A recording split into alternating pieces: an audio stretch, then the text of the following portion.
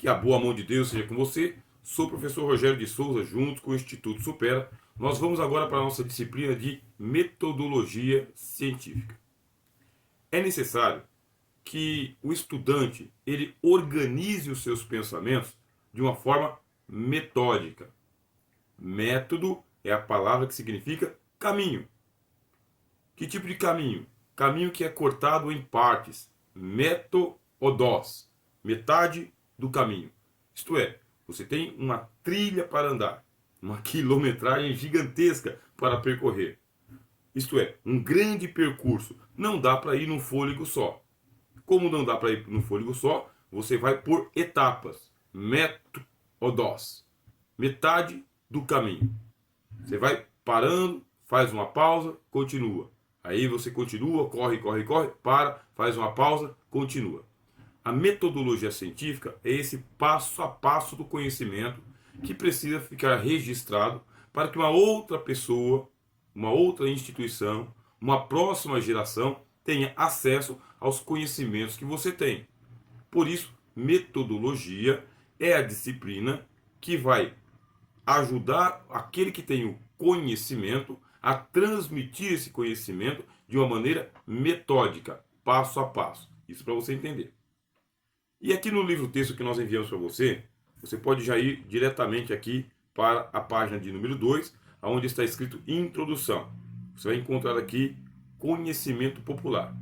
O conhecimento popular ele é valorativo, reflexivo, assistemático e, finalmente, ele é falível. Por que ele é valorativo? Porque existe uma relação entre sujeito e objeto. Quem é o sujeito? Eu. Quem é o objeto? A coisa que eu não conheço. Por exemplo, este livro aqui ele é um objeto. Eu sou um sujeito. E eu vou ler este livro. À medida que eu for lendo este livro, eu, sujeito, vou me apropriando do objeto. E por isso, ele passa a ter um valor para mim. Ele tem um valor de mercado. Lá na prateleira, livraria, expôs o livro, vendeu, paguei, trouxe para casa. Valor de mercado, valor geral. Mas ele não tem um valor para mim. A não ser que eu comece a fazer a apropriação do objeto de estudo. Vou me apropriar do livro. Quer dizer, sei que é um livro, não é uma caneta. Sei que é um livro, não é uma caneca. Sei que é um livro, não é um celular. Conceito livro. Já estou me apropriando do objeto. Esse livro tem um título. Está aqui. Manual de Solução de Conflitos. Estou começando a me apropriar do objeto. Tem aqui autores. Alessandra, Ana, Maurício. Tem uma editora, Literary Books. O que significa? Estou me apropriando do objeto desconhecido. Eu, sujeito cognoscente, preciso conhecer o objeto desconhecido. Folheio, leio, anoto, me apodero, transformo em rascunho, faço resumo, faço resenha, preparo palestras, ministro elas. Pronto. Agora, o objeto que era desconhecido se tornou agora conhecido por mim, que sou o sujeito cognoscente. Portanto, agora esse livro vale muito mais para mim do que quando eu comprei ele lá na prateleira. Exatamente igual você está fazendo com esse curso de teologia. Antes de você ler livro a livro que nós enviamos para você, PDF a PDF, antes de você assistir aula a aula, disciplina a disciplina, ele tem um valor cheio que você contratou com o nosso instituto. Ponto. À medida que você vai estudando, anotando, conhecendo, refletindo, tirando dúvidas, pondo em prática, é de valor inestimável para você. Portanto, nós colocamos aqui o conhecimento popular, que é o tema que nós estamos tratando aqui, ele é esse conhecimento geral que eu tenho e que eu torno ele particular e por isso ele é chamado de valorativo. Ele valoriza não o objeto em si, mas o sujeito que apreende o conhecimento. Segundo, ele é reflexivo. Qual que é a ideia da reflexão? Eu estou aqui ministrando essa aula para vocês, estou diante da minha câmera de gravação. Eu estou vendo a minha imagem refletida. Estou ouvindo a minha própria voz e depois eu repasso esta aula aqui para poder ver as ilhas de edição. Ponto. Estou fazendo uma reflexão sobre aquilo que eu estou ensinando, aquilo que está sendo passado para você. Esse é o primeiro sentido. Então, o reflexo é flexionar, dobrar, dobrar-se sobre si mesmo. E o segundo sentido é que tem um retorno, tá bem? Algo que está aqui, ó, esticado. Agora eu flexionei, eu dobrei e com essa flexão eu posso levar para várias direções. Portanto, o conhecimento popular, além de ele ser valorativo, ele faz com que o próprio cognoscente conheça a si mesmo.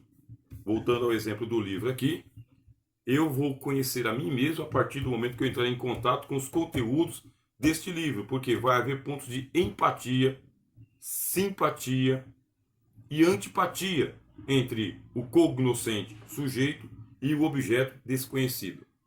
Aquilo que for simpático, mais tranquilo. Empático é a minha cara. Antipático, de jeito nenhum eu reproduzo isso. E pode haver também apatia. Nem deveria estar nesse livro, não sei porque veio parar aqui. Para você ver como que o conhecimento ele tem muita dinâmica, tá bem? Aqui, o conhecimento popular ele é assistemático. Significa o quê? Nós vamos conhecendo um pouquinho de cada coisa. Quer dizer que a gente não fica ali o tempo todo batendo no mesmo martelo. Voltando aqui ao exemplo do livro. Assistemático. Comecei a ler primeiro, segundo capítulo, desinteressei ou não faz mais parte do meu repertório, eu deixo ele para lá. Vou pegar um outro livro de um outro assunto, assistir um documentário, conversar com as pessoas. Quer dizer então que ele não estou seguindo aqui um passo a passo até o fim. Esse é o conhecimento popular. E aqui você vê na última linha, finalmente ele é falível e inexato, pois se conforma com a aparência e com o que se ouvir dizer a respeito do objeto. Todo conhecimento ele é falível? Certamente. Todo conhecimento ele é falível, mas existem níveis de falibilidade. Quer dizer, quanto mais popular, mais aberto ele for, mais falível ele é. E quanto mais exato, mais acurado, mais pesquisado, menos falível ele é. Aí vem o conceito do falível e do infalível. Bem? E para melhorar a situação, às vezes a gente usa esse termo. É infalível. Não é infalível. Mas faz de conta que é. Por que eu faz de conta? Porque vem um outro conhecimento que melhora e supera aquele conhecimento anterior. Por isso, ele é todo falível. Conhecimento filosófico. Estamos na página de número 3. O conhecimento filosófico também é valorativo. Já expliquei isso aqui para você, então não vou aprofundar, tá bem? O conhecimento filosófico não é verificável. Aqui tem uma citação para você, tá bem? Do Trujillo. Não é verificável. Aí, como assim um conhecimento não é verificável? Ele não é verificável tangivelmente, não é algo que você vai lá construir o pensamento filosófico do lado de fora de quem filosofa e diz, esse aqui é o pensamento filosófico. Por isso, ele não é verificável do ponto de vista concreto ou tangível, tá bem? Mas você pode pegar os pensamentos que são filosóficos e fazer uma verificação lógica dele. No debate, no discurso, no diálogo, até mesmo no embate. Então, a verificação do conhecimento filosófico, ela não é concreta, tangível, é algo mais lógico, tá bem?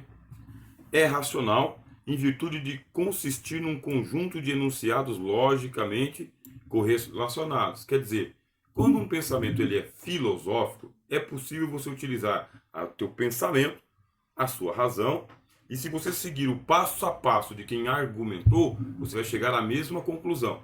Não significa que o pensamento ele é verdadeiro ou ele é falso, não significa de que ele é válido ou inválido. Significa que ele tem uma lógica. Se você seguir o passo a passo de alguém que argumentou, se ele for racional, você vai entender. Se você não entendeu, faltou alguma lógica. Aí uma irracionalidade. Vou dar um exemplo. Quando alguém fala para você, menos um. é uma lógica filosófica? Resposta: lógica. Não. O menos um dá para ser pensado? Não. Ele só existe no papel. Ele só existe em tese, na teoria. Não existe o menos um concretamente. Eu tenho aqui o livro, é um. Aí eu coloco menos um. Cadê o menos um? Eu já tenho o um. O menos um não tem. É uma abstração mental. Ah, então tira esse livro aqui. Tá, eu tirei, mas o livro continua aqui. Então esta é a lógica que você precisa utilizar no avanço do seu conhecimento, dos seus estudos, tá bem? De que existem verdades chamadas universais e muitas delas não são pensáveis. Aí ela cai na categoria do ilógico e do irracional. Quer dizer que o teu cérebro tem que girar para o outro lado para pensar aquilo que não pode ser contado. Exemplo de novo, menos um pode ser contado só em tese. Porque no mundo real ele não existe. No mundo das coisas ele não existe. Só no papel, só na teoria, só na equação. Por último, tá bem? Tá escrito aqui, ó. Infalível e inexato, já que querem na busca da realidade capaz de abranger todas as outras, querem na definição do instrumento capaz de aprender a realidade, seus postulados, assim como as suas hipóteses. Não são submetidas ao decisivo teste da observação. Mais uma vez, vamos pegar aqui. Ele é inexato porque você não vai encontrar ele aqui ou acolá. Você vai encontrar ele no abstrato, na consciência, na construção do discurso, mas não existe um objeto concreto para o pensamento filosófico. Conhecimento religioso, que é esse que você está adquirindo aqui, ele é teológico. Por ser teológico, nós estamos mexendo com um vocabulário metafísico para além da física. Estamos utilizando um repertório mítico, porque a religião mexe com figuras de linguagem metafórica, mítica, mitológica, mexe com o imaginário. Você tenta imaginar Jesus andando por sobre as águas. Difícil. Pela lógica, não cabe. É metafísico. Jesus não é um barco, não é um iate, não é um transatlântico. Todo ser humano que tentar fazer isso daí, afunda. O ser humano Pedro afundou. O ser humano Jesus não afundou. É uma verdade metafísica. E qual que é a linguagem? É uma linguagem fantástica. Cristo andou por sobre as águas, repreendeu o vento e, consequentemente, houve bonança, porque não tinha mais nenhum tipo de maremoto ali. Então, no mundo teológico, você vai ter que ter um amplo repertório do mundo mítico, alto domínio das figuras de linguagem. Precisa ler bastante a Bíblia e os livros que comentam a Bíblia, e ainda mais tem que ir para uma literatura secular, ler os mitos de todas as religiosidades, os mitos de todas as culturas, para assim você ampliar a sua compreensão do próprio fato bíblico. Olha que negócio extraordinário. Aí vem aqui o conhecimento científico. Deixa eu ler aqui o nosso livro-texto. Finalmente, o conhecimento científico ele é real, baseado no fato concreto que eu tenho em mãos, porque lida com ocorrências ou fatos, isto é, com toda a forma de existência que se manifesta de algum modo. Fato concreto. Fato concreto. Este é um livro. Ele não é um menos um livro. Ele não é um menos uma página. Ele é um livro. E não é a propaganda do livro, é o exemplo. Poderia pegar qualquer outro aqui. Quer dizer, ele é um livro. Fato concreto. Fato real. Você está vendo. Está sendo exposto. Ó, estou folheando ele. Pode ser lido. Tá bem?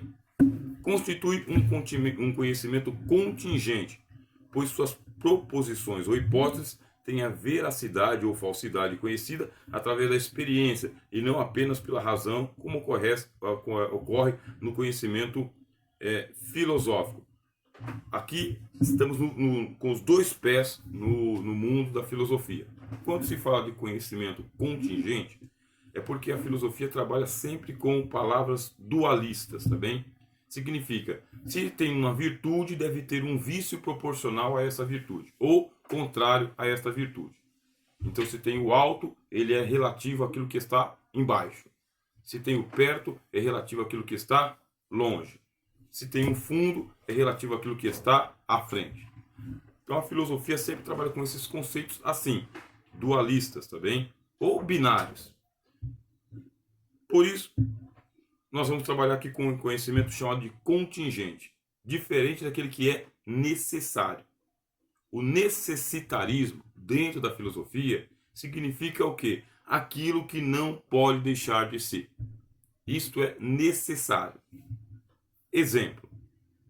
Para que eu esteja aqui respirando, é necessário que haja gás oxigênio à minha volta. Isso é necessário.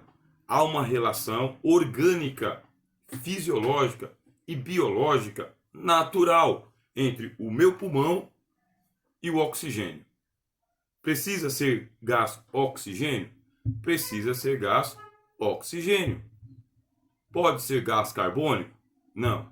Pode ser nitrogênio? Não. Tem que ser oxigênio? Tem que ser oxigênio. Então isso é necessário. Isso é compulsório. Isso é obrigatório. Ponto. Aí vem o contingente. O que é o contingente? É aquilo que acompanha. Por quê? Porque aqui no ambiente não tem só oxigênio. Existem outros gases também que vão tornando aqui o ambiente úmido, arejado. Isto é, pode haver aqui algum alimento se estragando, e esse alimento se estragando vai deixar o ambiente com um cheiro ruim. Bom, esse cheiro ruim ele é contingente. Mesmo estando cheirando ruim, eu continuo respirando naturalmente. Isso não me intoxica. Agora, se o que for liberado aqui é excesso de gás carbônico, que vai consumindo todo o oxigênio, aí eu paro de respirar. Isso vai me prejudicar. Vamos agora para o conhecimento científico. Finalmente, o conhecimento científico é real, factual. Isto é, parte do fato histórico, concreto, verificável, tangível para os estudos. Eu tenho que ter um fenômeno. Então, o fenômeno é aquilo que se apresenta diante dos meus olhos, aos meus ouvidos. É algo que eu posso verificar. Agora começa um conhecimento científico, de ciência. Sabe que os gregos antigos eles faziam uma distinção entre episteme, que é a ciência, e doxa, que é a opinião.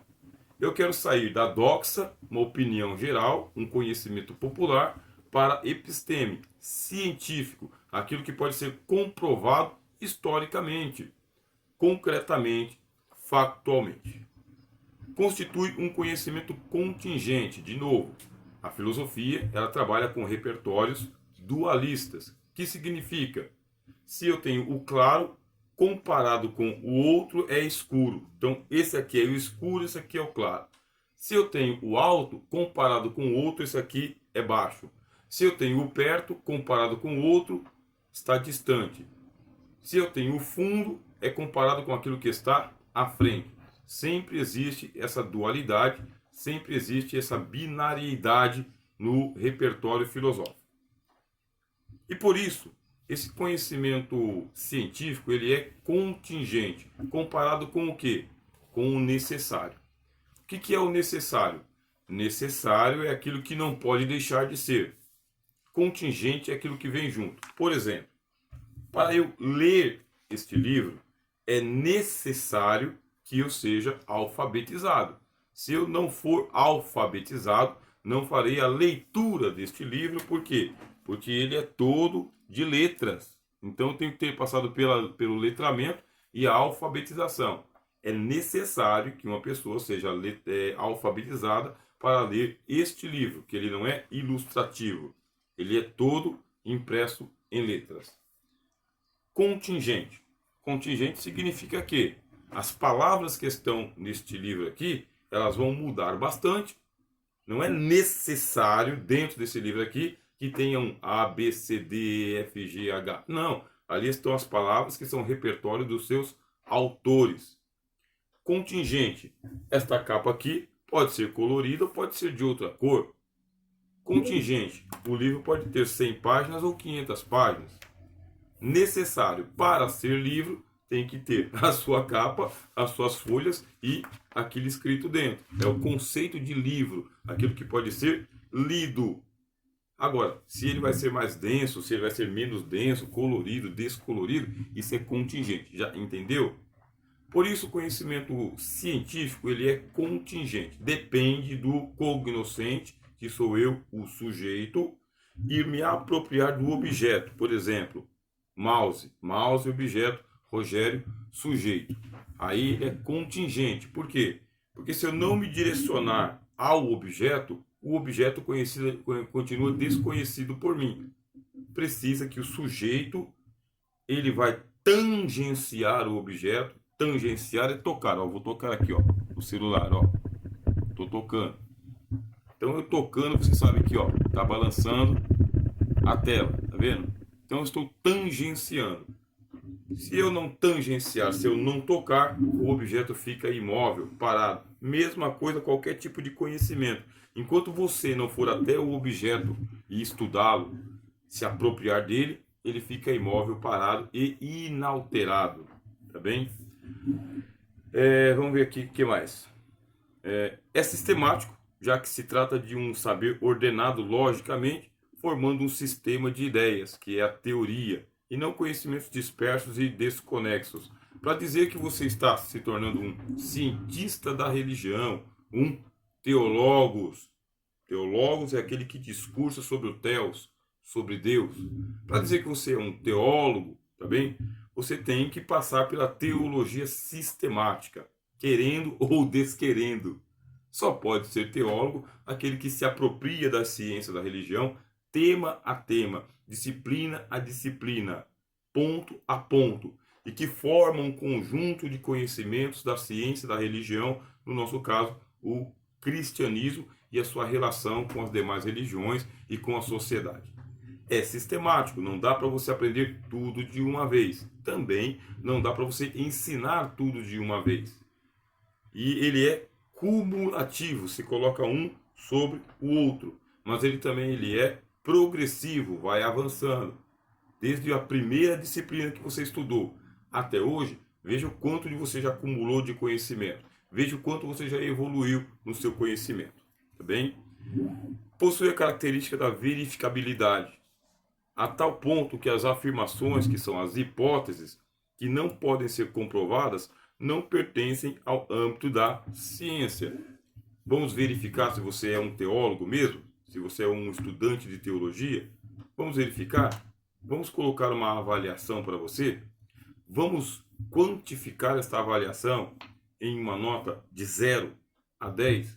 Vamos ver nesse teste, nessa verificação, que nota você tira em cristologia, pneumatologia, eclesiologia, escatologia, metodologia? O quanto que você aprendeu desse conhecimento? Vamos transformar o seu conhecimento em um diploma? Vamos pôr ele na parede? Vai ter uma instituição por trás desse diploma que está ali colocando o CNPJ dela e a assinatura do diretor? Dá para fazer uma verificação tanto pelo seu conhecimento de discurso quanto pela documentação. Vamos para a historicidade? Vamos ver se a instituição existe mesmo? Quem compõe essa instituição? Vamos fazer uma tábua genealógica? Isto é a verificação. Aí pode qualquer pessoa fazer essa verificação com você, pode vir da Indonésia e fazer essa verificação.